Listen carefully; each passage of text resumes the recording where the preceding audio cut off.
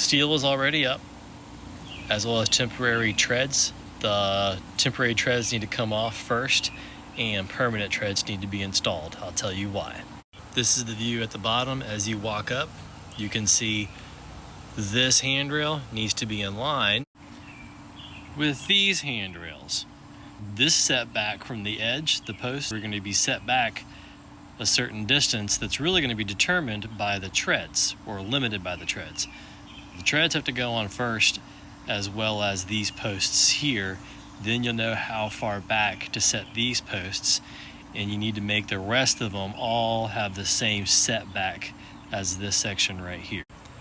So to stress, remove the temp treads, install the permanent treads and landing before you do anything else, because you need to set the posts on those treads first. There are 2 crimp guns in the van, that's it. As soon as a run is ready to go, somebody needs to drop back and start running cables and crimping. Because if everybody gets up here and does all this work and then everybody starts on crimping, there's 3 people but only 2 crimpers, you're gonna have somebody standing around doing nothing. This post has 2 setbacks. You've got one from this side and you've got one from this side. The nosing was not there when I measured.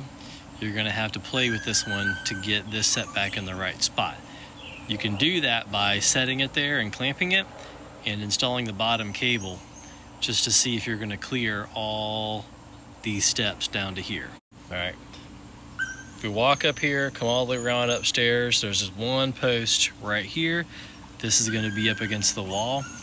From the face of this post to the drywall that you can't see here, we want 3.5 inches. The setback of this post, you're gonna set back off of this lip here, how far back this way, and you're gonna set back off of this lip here, how far back this way. You're gonna install that post and that post. So that's one run. You have to install the ends. You install the ends of the run first. To get your spacing right, you have to divide your on-center measurement from the center of this post to the center of this post by the number of spaces you have. So we've got 1, 2, 3, 4, 5, 6, 7, 8 spaces.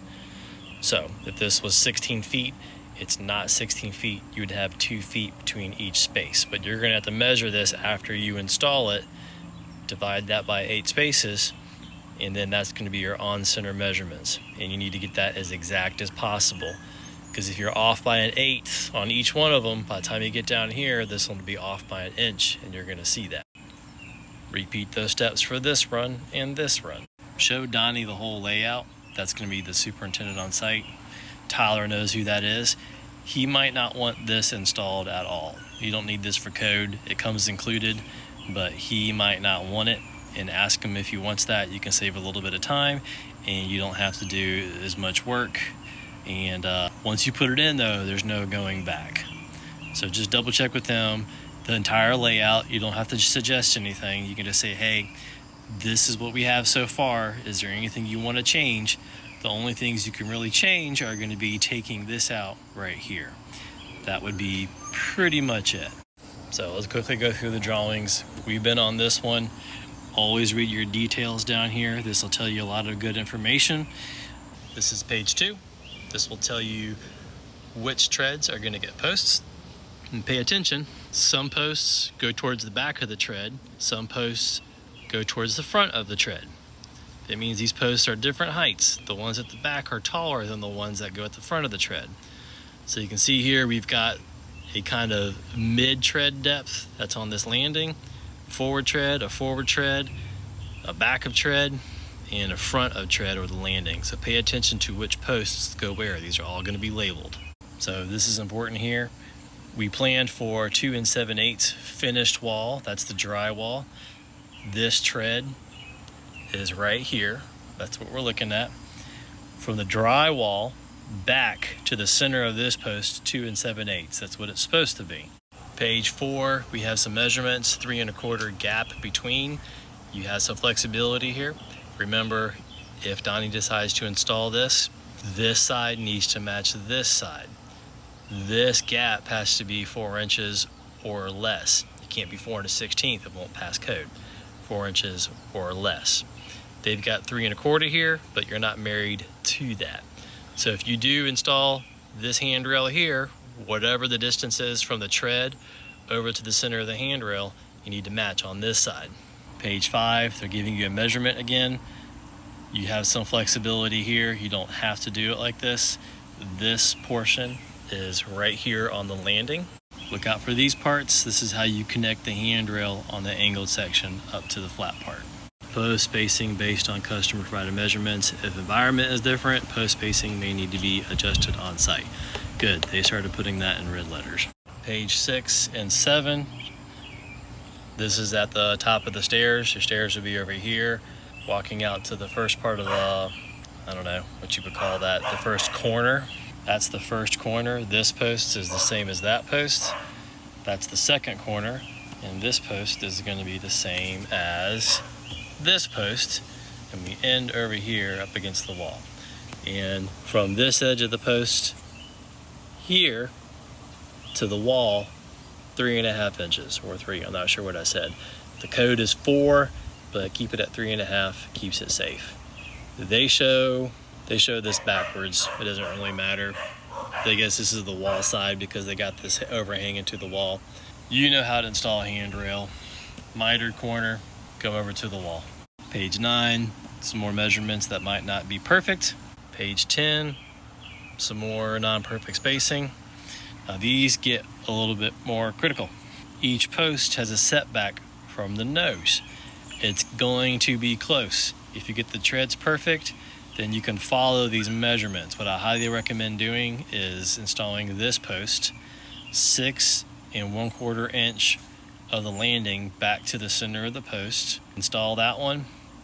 This post up here, if you remember, from the drywall back 2 7/8 is the center of that post. Set these 2 posts here, run a cable.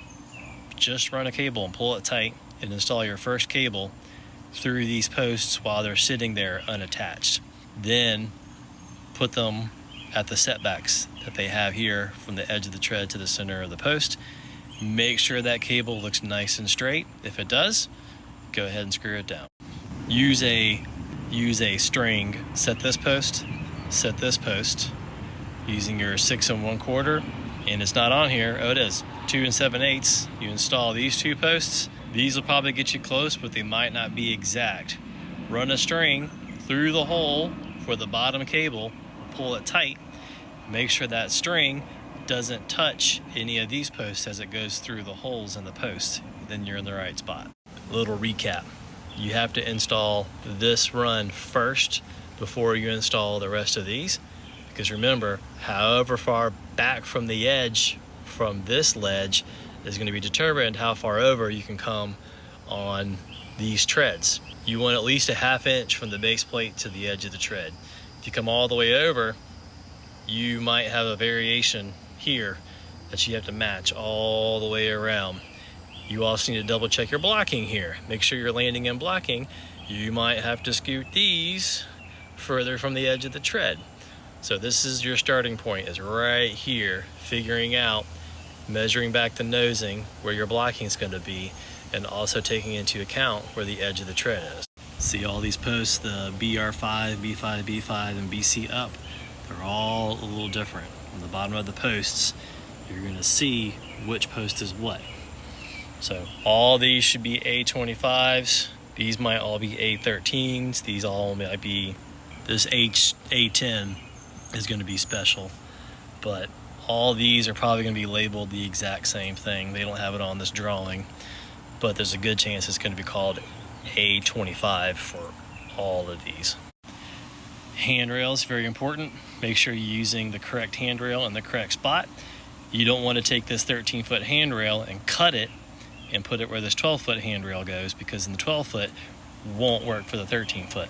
So shake out your material, make sure all your handrails are going to fit where they need to go.